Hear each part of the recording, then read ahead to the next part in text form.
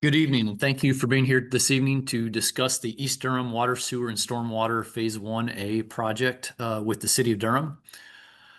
First, I will introduce some project representatives that will be involved with this project moving forward. First, myself, Nolan Rainey, is the engineering project manager with Kinley Horn. The contractor completing the Phase 1A portion of this project is Moffett Pipe, with representatives Jason Knight and Julian Zimmerman. With other City of Durham staff, Jeremy Farlow will be the project manager on behalf of the Department of Water Management, and Antoine Williams on behalf of the Environmental and Street Services Division, and a construction observer with Taylor Engineering is Mo Pacini. This evening, we'll give a brief overview of the East Durham Waterline project and discuss the Phase 1A project area in particular, and then some more details about the need for the project timeline, construction phasing, impacts, and finally, how to stay informed.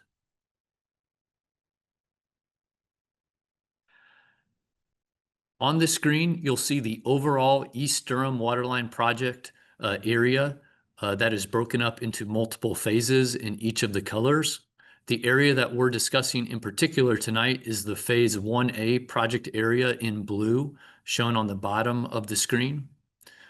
Future phases of the project will proceed in the coming years as well, with Phase 1B anticipated to begin in middle of 2027, with remaining phases in subsequent years.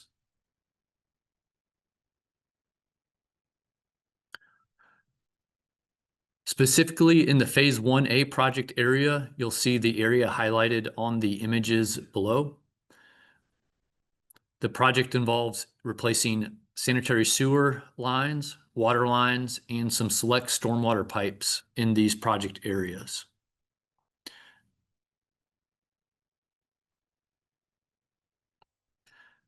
The project includes replacing approximately 2,100 feet of 1930s era water lines that are in the project area, rehabilitating or replacing about 3,400 feet of sanitary sewer, approximately 260 linear feet of stormwater pipe replacement, the enhancement of about 550 feet of stream in Grant Park North, and then upgrading and reconnecting existing water and sewer services throughout the project area. Pavement rehabilitation will take place following the completion of work in the roadways in the project area.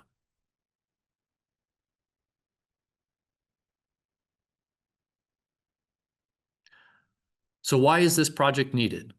As I mentioned, much of this infrastructure is aged and was installed many years ago in the 1930s and exceeded its useful life. So the project is aimed to improve service reliability, to make it so there's fewer breaks and fewer maintenance that are dealt with, and allow the city to provide greater service reliability. The project also addresses capacity concerns for both sanitary sewer, stormwater, and water for today and well into the future.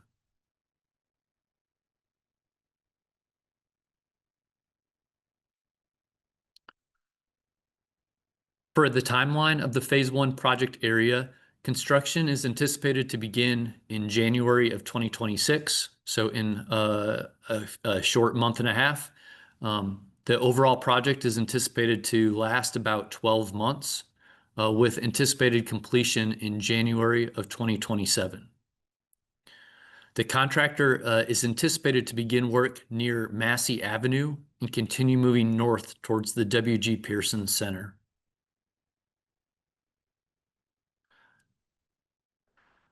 On this map, you will see a more detailed view of proposed work included in this project. As I mentioned, work will begin on the left side of this view near Massey Avenue and progress north to Linwood Avenue through the Grant Park area, and then finally towards the W.G. Pearson Center.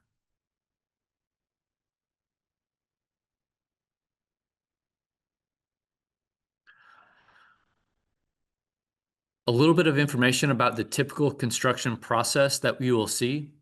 Trucks and equipment will bring materials off-site to the work area as work progresses. Materials will be staged off-site and in the right-of-ways of the project area. You'll notice multiple passes for waterline installation first. The waterline will then be tested, and then water services will be reconnected to the newly installed water main. The contractors will be working in the right-of-way and within easements that are obtained for this project. Temporary asphalt patches will be installed over the utilities until final restoration of the streets takes place. Final restoration will be completed after the completion of all work in the project area. There'll be phased lane and road closures with flaggers or detours within the active work areas.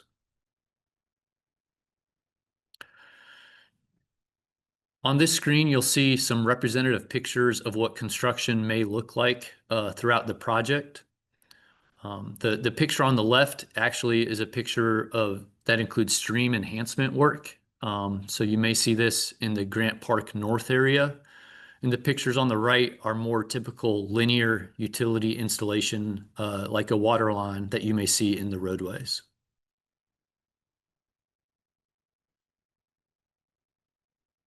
Safety is paramount in the project area for both the workers and the general public. We do ask to please stay clear of work areas and remain behind any construction barriers that are near the work area. A traffic control plan has been approved by city transportation and will be followed for this work. Road and lane closures will be restricted to the active construction work areas. And once again, we do ask that all the public follows any safety and road detour signs that are placed. As I mentioned, local road closures will be required throughout the project areas. We'll work with local residents and businesses to maintain access during the construction. Traffic control and sign detours will be used for those closures. There will be some on-street parking closures where work is taking place in roadways. And so we do ask you to refrain from parking in those designated closed areas. Pedestrian impacts will also occur. We will have limited work in sidewalks for meter replacements and stormwater work. However, we do ask you to follow any signs that dictate any sidewalk closures in the work area. For businesses and residential impacts, our goal is to maintain access to all businesses and residences throughout construction. There will be, as I mentioned, local traffic closures with detours near that work area. Our typical work hours will be 7 a.m. to 7 p.m. Noise impacts will be minimized where possible, but they are unavoidable with construction. And with any water or sewer service interruptions, any planned interruption will be coordinated with affected users at least 7 days in advance.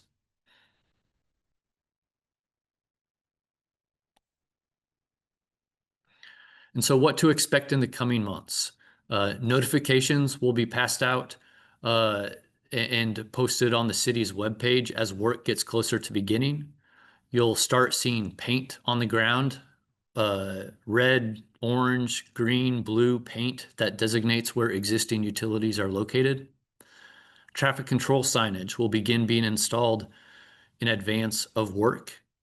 I mentioned those notifications. 7-day notifications will be passed out in specific areas prior to work beginning, and construction commencing in January of 2026.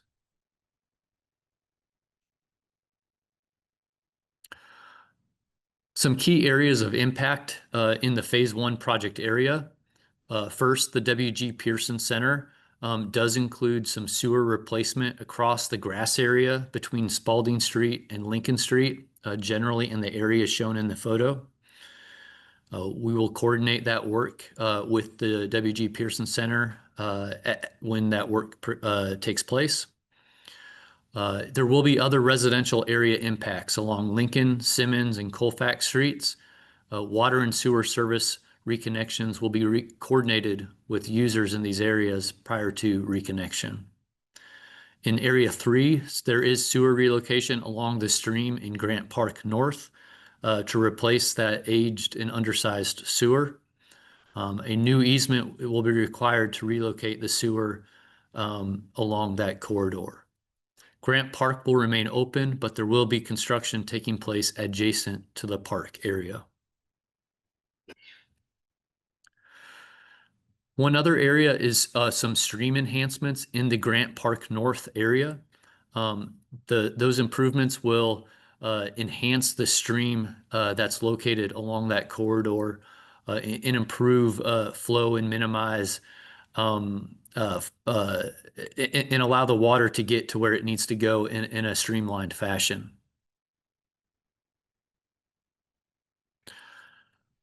One other note for water management projects in general, you may have seen lead and copper rule information distributed via water bills. There's more information available about the lead and copper rules on the city's website that's shown on the screen. As part of this project, we will also be inspecting and recording the water service material for all water services impacted and replaced as part of this work. More information about inspecting the customer-owned water service is available on that website where there may be an opportunity for a $30 water utility credit.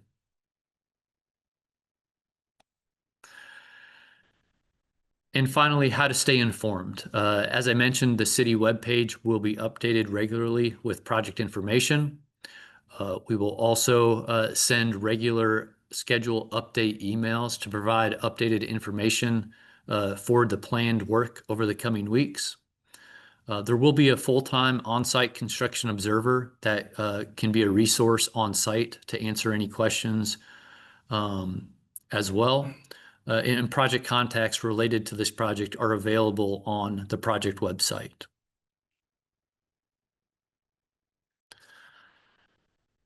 So finally, we would welcome any questions that anybody may have at this time.